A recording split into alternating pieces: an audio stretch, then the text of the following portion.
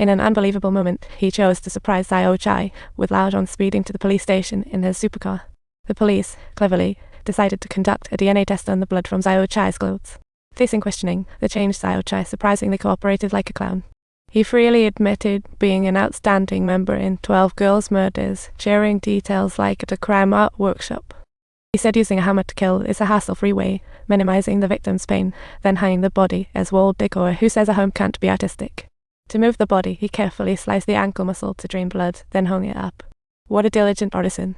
However, when Dao asked about the burial location, Xiaochi suddenly seemed to have taken the wrong medicine and became uncooperative, knowing full well that the police had no solid evidence against him. Faced with this dilemma, Dao could only send Lao Zhong, who was busy taking notes, along with the investigators, to borrow some hair from Zheng's house, trying to make the DNA on Xiaochi's clothes a fact. Lao Zhong didn't believe the timid Xiaochi would murder, deeming him a master of procrastination, yet he still led the police to Zheng's door before everyone. After knocking long with no answer, Lao Zhong used his 2-year honed ultimate weapon, his phone, to shatter the glass.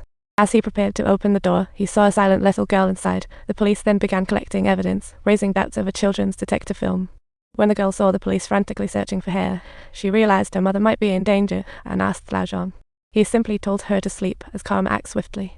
After collecting enough hair, the police and another person prepared to leave. However, as Lao Zhong was about to go, he saw the girl smashing the glass in front of the door. Seeing the girl in the house, Lao Zhong felt uneasy, deeming it unwise to leave her alone. After all, she caused Zheng's disappearance, so he took her with him. Following the ID address, Lao Zhong drove to Xiaochi's sister's home, told her of her brother's great achievements, and asked where the girls were sold.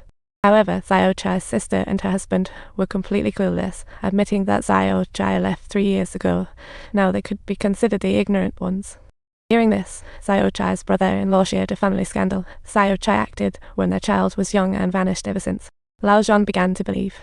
Realizing the gravity of the issue, Lao Zhong checked peers for Xiaochi's service records, but as they didn't know him, why would they show the bill? He believed violence might solve all. After cajoling, the owner produced the bill and found the order ending in 4,885. When Lao Zhong inquired about the girl Xiaochi served, the owner shook his head, saying he knew nothing. Since her disappearance, no contact followed, leaving Lao Zhong stressed as he sought the next spot, a true endless journey. After checking several places, he found a surviving lucky person who had served Xiaochi. He learned she was shocked to find Xiaochi couldn't stand. The girl had an alluring figure, but no matter how Xiaochi tried, his toothpick stayed limp, leaving people amused. Ultimately, Xiaochi often harassed her by phone, sending threats with bloody images occasionally, which was absurd. Unfortunately, as important evidence, these threatening messages had been deleted by the woman. Lao Zhong was practically rotting with worry upon realizing this and returned to the car feeling weighed down. However, he saw the girl in the passenger seat crying, clearly having heard it all. Who knew minors had such keen hearing? As Lao Zhong worried, his subordinate called to say they'd found an openable house, a blessing from heaven. When he entered, no one was there. The signal was full, ridiculously like a joke. Stepping out angrily, he encountered a stranger who, spotting them leave, dropped his bottle and fled, showing an intense reaction to the external threat. Lao Zhong and his men quickly recaptured the man. After Lao Zhong's verbal and physical interrogation, he admitted it was his home and met Xiaochi in prison. After his release, Xiaochi lived here briefly, then moved out. Lao Zhong observed carefully and found mysterious patterns behind the wallpaper.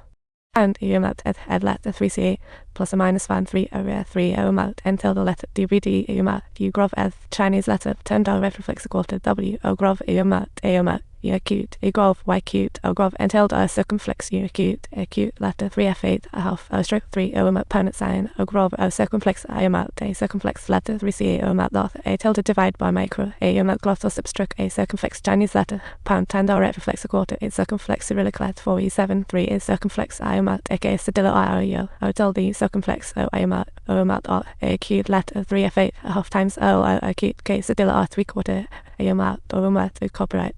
When he found the girl in the passenger seat gone, his heart sank. He woke his sleeping subordinate, searching desperately. Finally, he found the unconscious girl at the crossroad, carried her to the hospital. Unfortunately, she survived after their doctor's frantic rescue. Lao Zhong sat dazed in the hospital when a doctor asked him to sign, inquiring if he was the girl's father. He paused and signed. After brief contact, Lao Zhong knew the girl had no father and her sole support, her mother, vanished in the serial murder case, a real tragedy. Lao Zhang finally couldn't hold back any longer, returning to the police station in a fit of fury, staring at Xiaochi's face that made him want to toss it aside and thinking, "Kid, where on earth have you been? Kid, where on earth have you been? Spill it out. Don't make me wait and feel exhausted. I'm asking you, where have you been? Speak up quickly, or I just might lose it." Xiaochi disclosed the burial site, prompting police to send backup to search, but it was like searching for a non-existent person. As the 12-mile mark neared, Lao Zhang saw Xiaochi was a fraud, noting the map location was far from the crash site. It takes 5 minutes by car to get there.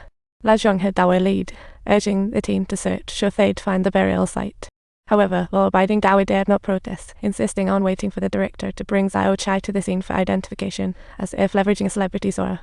They didn't know the director noticed Xiaochi wasn't wearing a hood when boarding, which would be embarrassing if photographed by reporters. As the team members returned to the vehicle to search for hood, personnel from the prosecutor's office approached, instantly recognizing Xiaochi. He was twice in police custody for alleged murder, but released for lack of evidence. The streetlight outside seemed astounded. When he saw Xiaochi's facial injuries, he instantly thought the police used force to cover up past mistakes, unable to break free from lies.